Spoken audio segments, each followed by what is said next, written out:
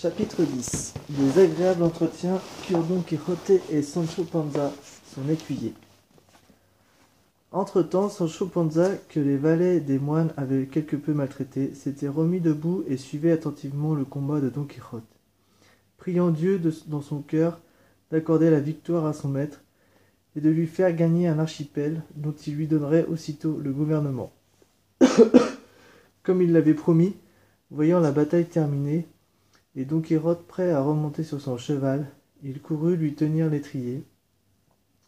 Mais auparavant, il s'agenouilla devant lui et lui baisa la main.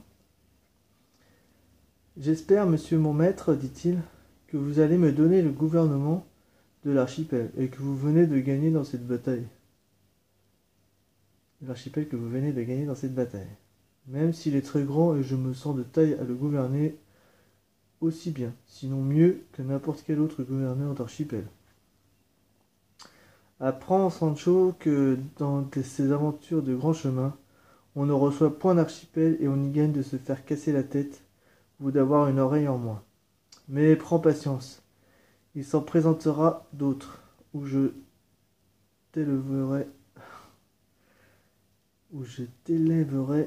à une dignité encore plus haute que celle de gouverneur. Sancho l'en remercia humblement, et lui ayant encore une fois baisé la main et le pan de sa cotte de maille, il l'aida à se mettre en selle. Puis lui-même remonta sur son âne et suivit son maître qui, sans prendre congé des dames du carrosse, s'éloigna à toute allure et entra dans un bois qui se trouvait près de là. Sancho allait au grand trot de son âne, mais voyant que Rocinante cheminait d'un bon pas et le laissait loin derrière, il dut crier à son maître de l'attendre. Don Quijote l'entendit et retint la bride de son cheval jusqu'à ce que son écuyer traînard lui rejoint. « Il me semble, monsieur, dit aussitôt celui-ci, que nous ferions mieux de trouver une église où nous abriter. Vous allez tellement bien arranger votre adversaire que je ne serais pas étonné que si Sainte Hermandad nous tombe dessus dès qu'elle l'apprendra. Et une fois qu'on nous aura mis en prison, il nous faudra suer sang et eau pour en sortir. Tu n'y connais rien. Où as-tu jamais lu ni entendu qu'un chevalier errant ait été traduit devant la justice, quand bien même il aurait commis nombre d'homicides?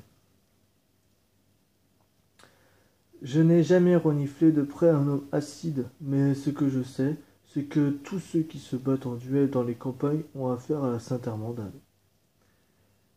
Pour le reste, je vous fais confiance.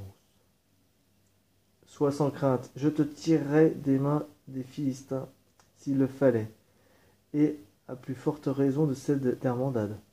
Mais dis-moi, connais-tu chevalier plus vaillant que ton maître sur toute la surface de la terre? En as-tu jamais vu dans les livres qui ait plus d'audace à attaquer son ennemi, plus d'intrépidité à le combattre, plus d'adresse à le frapper, plus d'obstination à le renverser? La vérité, monsieur, c'est que je n'ai jamais lu aucun livre, parce que je ne sais ni lire ni écrire. Mais ce que je pourrais jurer, c'est que je n'ai jamais servi un maître plus courageux que vous de toute ma vie. Et plaise à Dieu que ce courage ne nous mène pas où je crains. En attendant, laissez-moi vous soigner l'oreille. Vous perdez beaucoup de sang. J'ai justement de la charpie et du baume blanc dans le bissac.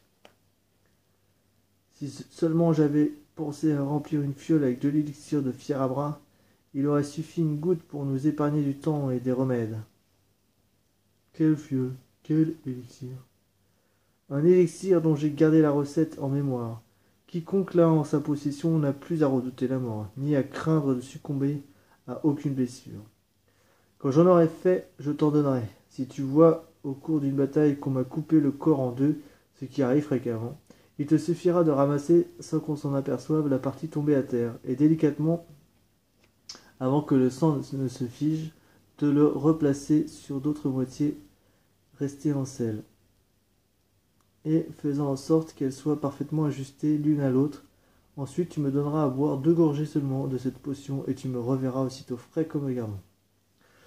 Si ce que vous dites est vrai, je renonce dès maintenant à l'archipel que vous m'avez promis, et en récompense de mes bons et nombreux services, je ne demande pas autre chose que la recette de cette précieuse liqueur. Je parie que je pourrais la vendre au moins 2 réaux l'once, ou que ce soit, ce qui me permettra de vivre tranquillement et sans m'en faire. Reste à savoir si elle est très chère à fabriquer. Pour 3 réaux, on peut en faire 6 bonnes pintes. Miséricorde. Mais qu'est-ce que vous attendez, monsieur, pour la préparer et m'en donner la recette?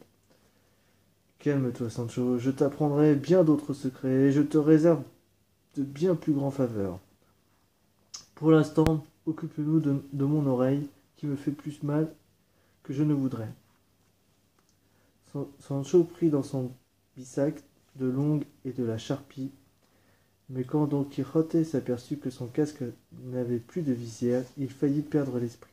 La main à l'épée et les yeux au ciel, il s'écria: Je fais serment au Créateur que toute chose sur les 4 saints évangiles, que je n'ai pas sous la main de mener la même vie qu'Ogier le Danois.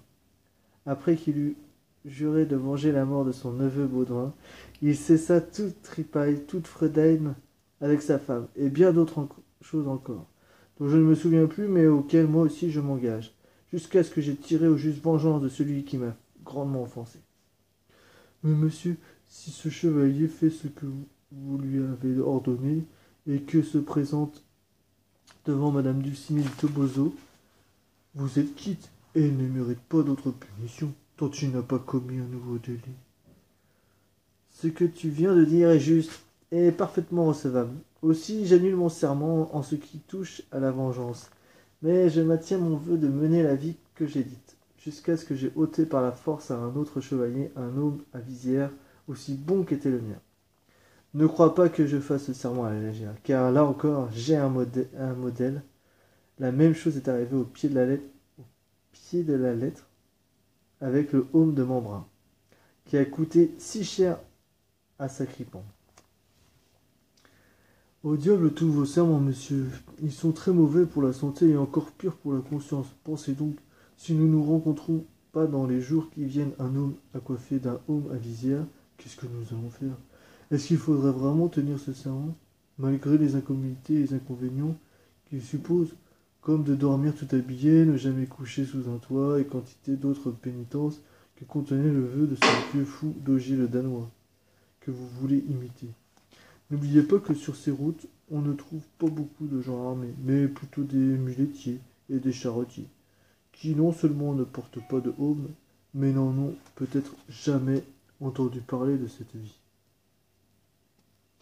Sur ce point-là, tu te trompes. À peine aurons-nous passé 1 ou 2 heures sur les chemins que nous verrons arriver plus d'hommes en armes qu'il en vint pour assiéger le château d'Albarca et libérer la belle Angélique. C'est bon, je n'insiste pas. Fasse le ciel que tout se passe pour le mieux, et que ce soit bientôt le moment de gagner cet archipel qui me coûte déjà si cher, et après moi le déluge.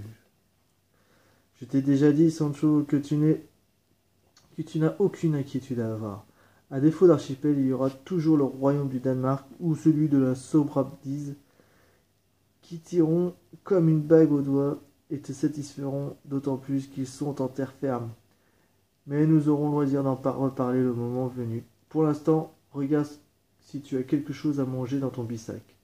Nous irons ensuite à la recherche d'un château où loger cette nuit et préparer cet élixir dont je t'ai pas parlé, car je te jure par Dieu que mon oreille me fait très mal.